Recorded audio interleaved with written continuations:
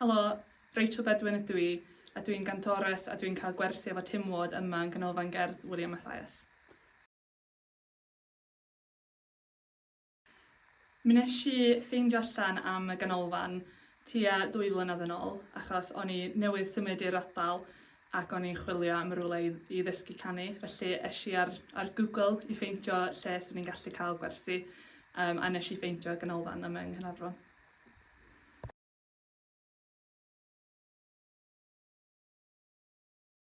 Dwi'n ffodus iawn I wedi cael plentyndod cerddorol iawn, ac yn ystod fy plentyndod nes I canu'r ffliwt a'r piano, ond erbyn I fi symud I fama, o'n I wedi troi yn gantores.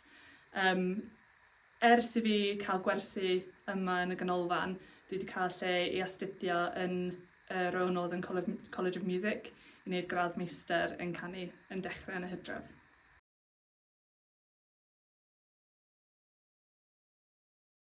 Tu allan o gerddoriaeth, dwi'n gweithio yn y maes cadwraeth, a dyna'r rheswm nes I symud i'r ardal yma, achos o'n I wedi dysgu Cymraeg a nes I feddwl swn i'n licio gweithio yn Eryri. Yn ychwanegol I fy ngwaith, dwi wastad wedi mwynhau canu mewn corau lleol ac hefyd corau mewn capeli.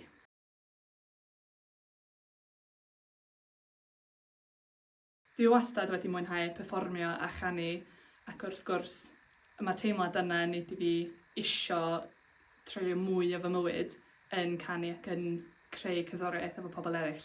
A dyna pam nes I cymryd y cam nesa I mynd I astudio cerdd llawn amser a gobeithio cael gyrfa yn neud.